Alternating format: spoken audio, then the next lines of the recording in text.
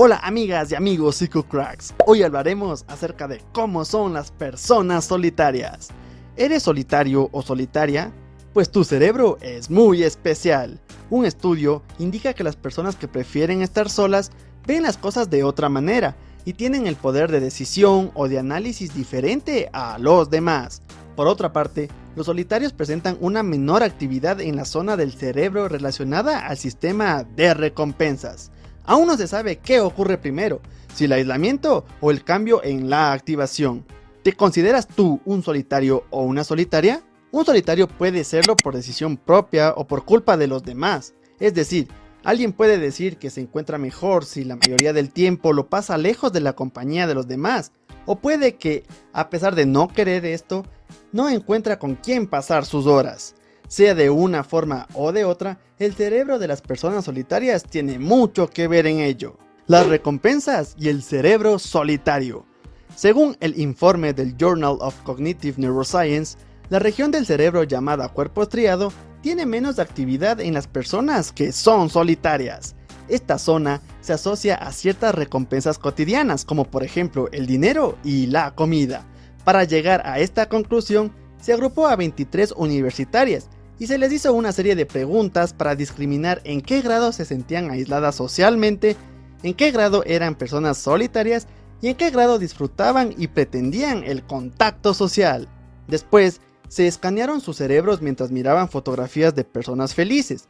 Así, encontraron que en aquellas alumnas que no tenían una vida social intensa, se iluminó menos el área de recompensa, signo de una menor activación. Como la muestra tomada para el estudio fue pequeña y muy restringida en cuanto a la variabilidad de ciertos parámetros como la edad, dedicación o el sexo, los autores pidieron en las conclusiones del propio estudio que éstas se interpretaran con la prudencia que el error del estudio determinaba.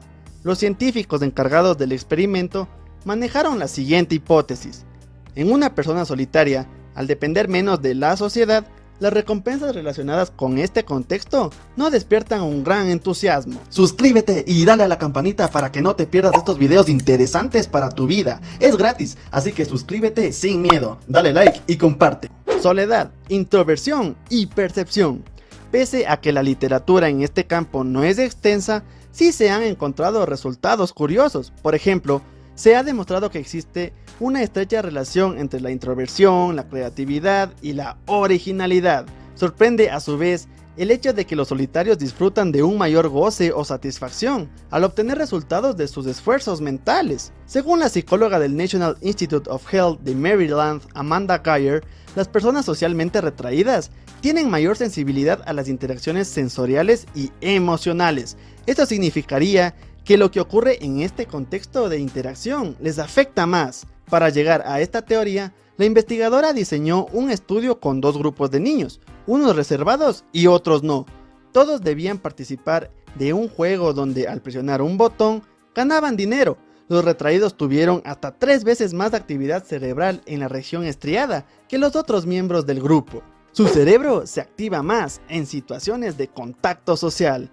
Una de las situaciones por las que deben pasar los solitarios es verse en medio de una reunión, fiesta o evento que conlleve estar cerca de otras personas. En esos momentos, ciertas áreas del cerebro aumentan notoriamente el flujo de sangre, experimentando una especie de sobreexcitación. Esta podría ser una de las razones por las cuales a los tímidos no les agrada socializar.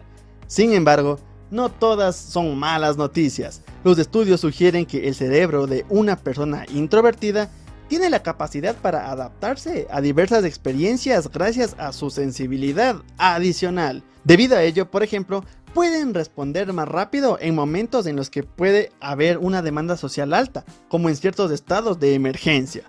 Por último, vale decir que los tímidos son buenos al percibir sutilezas o detalles que los demás ignoramos. Por ello, suelen ser buenos escritores, pintores o testigos, ya que su cerebro les dispone para ello. De hecho, la genialidad, aparte de un cierto grado de locura, está asociada con la soledad. Y este fue el video por hoy. Si te gustó, dale like. Si no te gustó, dale dislike. Aquí te dejo un video más detallado de los solitarios y algunos videos que te pueden interesar. Y en los próximos días saldrá el video acerca del Parkinson, un video chévere, chido, bacán, del podcast. Chao, psicocracks.